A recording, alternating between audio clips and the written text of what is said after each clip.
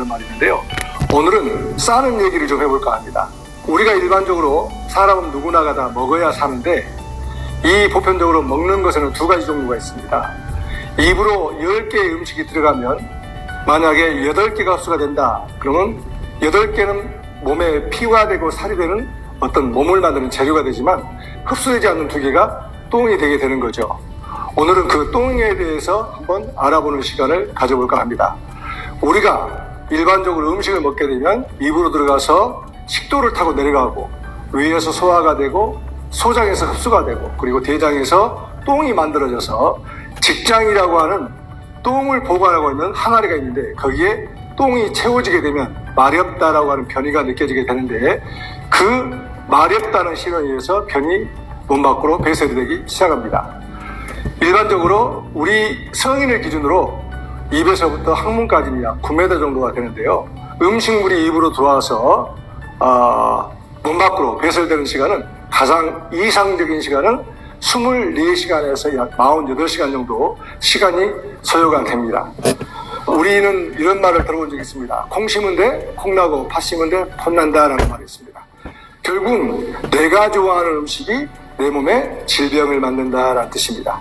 그것으로부터 벗어나기 위해서는 결국은 내가 좋아하는 문제를 일으키는 음식을 내려놓아야 근본적인 문제를 해결할 수 있게 되는데 우리는 변비가 똥이 나가지 않으면 그 문제가 무엇일까? 왜 변비가 유발이 됐을까?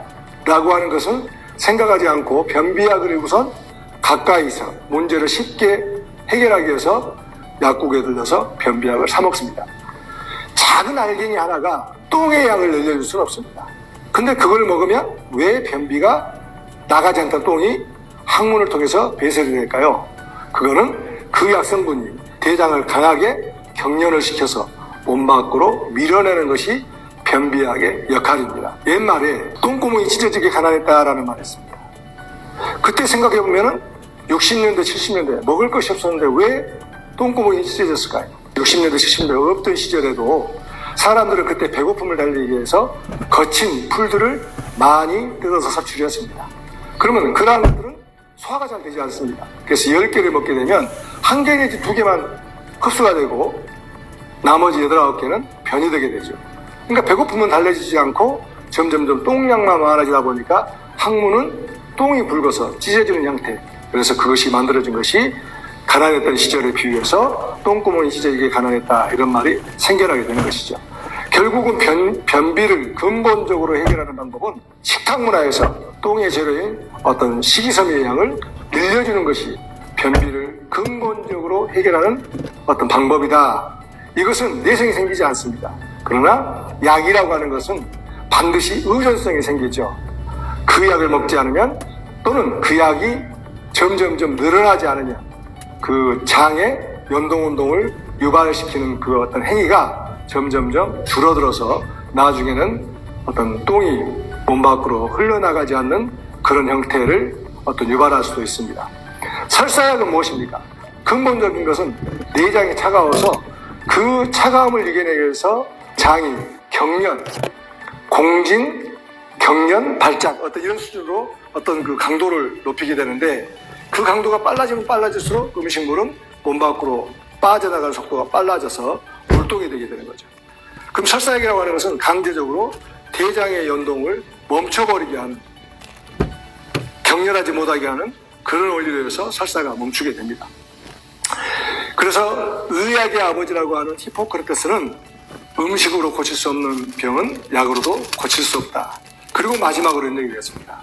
섭생법을 바꿔야 결국은 건강을 지킬 수 있다라고 했습니다. 그럼 섭생법이라고 하는 것이 무엇일까요? 섭취하는 음식과 생활하는 방식을 바꾸지 않은 상태에서는 근본적으로 건강을 지켜내기는 어렵다라고 얘기를 했습니다.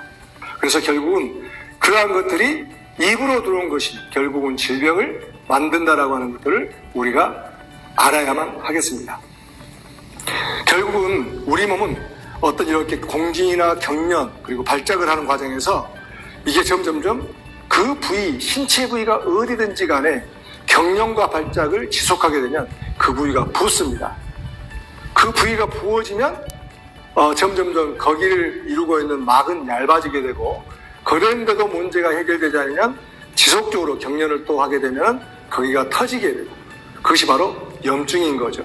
그것이 세월이 지나면 지날수록, 길어지면 길어질수록 만성으로 가게 됩니다. 그래서 대장에 민감하게 작용한다, 내가 대장이 좀 예민하다라고 하는 것은 그만큼 내가 차가운 것을 즐겨 먹고 있다라는 뜻입니다. 냉장고 속에서 나오는 어떤 최소한 어떤 물이라도 상온에 넣고 물을 마시는 습관을 길러주는 것이 아주 좋은 해결책이라고 생각을 합니다. 자, 오늘은요, 식이섬유를 일반적으로 우리가 식탁에 올려놓고 먹으면 아주 좋은데, 식이섬유가 풍부했던 어떤 그런 음식들은 점점점 밥상에서 사라지고 부드럽고 달달한 것만 위주로 해서 현대인들은 생활을 하고 있습니다. 그래서 저도 한 12년 전에는 하루에 혈변을 7번씩, 8번씩 봤던 사람 중에 한 사람입니다. 그때 개발을 한 것이 모닝락입니다. 현재 모닝락은 3.5g짜리 포와 350g짜리 병으로 두 가지 형태로 출시가 되고 있는데요.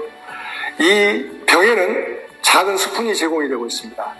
그 스푼을 한 스푼을 고봉으로 뜨게 되면 약 3.5g이 됩니다. 그래서 여러분들이 포를 가지고 다니시거나 또는 집에다 놓고 병으로 드실 때는 스푼을 이용해서 한 스푼 고봉 또는 반 포 할 때는 이 스푼에서 고봉으로 뜨지 않고 반 정도로 떠서 약 30판 정도로 해서 여러분들이 섭취하게 되는데, 변비약을 좀 장복해 보신 분들은 한꺼번에 많은 양을 드시는 것보다 반 포 또는 반 스푼으로 시작을 해서 아침, 점심, 저녁 이렇게 해서 3회 정도로 좀 적은 양으로 시작해서 횟수를 좀 늘려주는 것이 변비약을 섭취해 본 분들에게는 도움을 드릴 수 있다고 생각을 합니다. 그리고 변이 좀 묽으신 분들은 양을 좀 더 늘려서 처음에 한 번 섭취할 때 한 스푼 또는 한 포, 2포 정도 해서 아침, 점심, 저녁 주무시기 전에 해서 3회에서 4회 정도 드셔주시면 여러분들이 원하는 어떤 이쁜 똥을, 변을 보시는데 도움을 드릴 수 있다고 생각을 합니다. 일반적으로 식이섬유는 우리 몸에서 하는 역할이 배변량을 늘려주는 것도 있지만 몸속에 있는 어떤 콜레스테롤이라든가 또는 장 속에 있는 어떤 양분들이 몸속으로 빠르게 흡수되는 것을 이렇게 지연시키는 그런 작용도 같이 좀 해줍니다. 그래서 어떤 당 수치가 좀 높으신 분이라든가 그런 경우는 식이섬유 양을 좀 늘려주면 조절하는 데 도움이 될 수 있다고 생각을 합니다.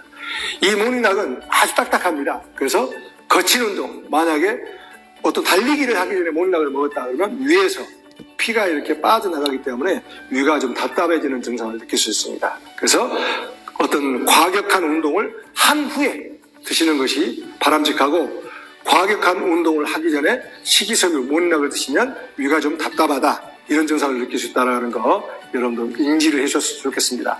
모닝락은 한 10가지 정도의 성분으로 이루어져 있습니다. 영양분은 그다지 없습니다. 약 90% 정도는 똥을 만드는 재료인 주재료가 차전자피로 이루어져 있고요. 모디라든가 옥수수 수염, 뽕잎, 추출물, 그다음에 양파 껍질, 검은콩, 바라 현미 이러한 형태로 해서 약 10가지, 거기에다가 실크 아미노산이 추가가 돼서 만들어진 어떤 식품이고요. 임산부도 드실 수 있는 그런 안전한 식품이니까 여러분들이 꾸준하게 드시면 건강을 지키는데 도움이 되지 않을까 이렇게 생각을 합니다. 하루에 세계보건기구에서 식이섬유를 권장하는 것은 하루에 약 25g에서 30g 정도를 이렇게 권장하고 있습니다. 결국은 저는 이렇게 생각합니다. 현대인들이 이렇게 질병들이 많이 늘어나고 성인병들이 늘어나고 있는데요. 제 개인적인 생각으로는 섭생법에 섭취하는 음식과 생활하는 방식, 그것에 변화를 주는 첫 번째가 식이섬유를 섭취하는 데서 변화가 시작된다. 저는 이렇게 말씀을 드리고 싶습니다. 최고는 아니지만 정말 정성스럽게 최선을 다해서 만들었기 때문에 이 모닝락이 여러분들의 어떤 변비라든가 어떤 설사라든가 똥이 어떤 문제들로 인해서 고민하는 분들에게 작게나마 도움을 드릴 수 있다라고 저는 확신을 합니다. 모닝락과 함께 여러분들의 어떤 건강한 장을 이루는데, 만드는데 도움이 드릴 수 있도록 최선을 다해 보겠습니다. 감사합니다.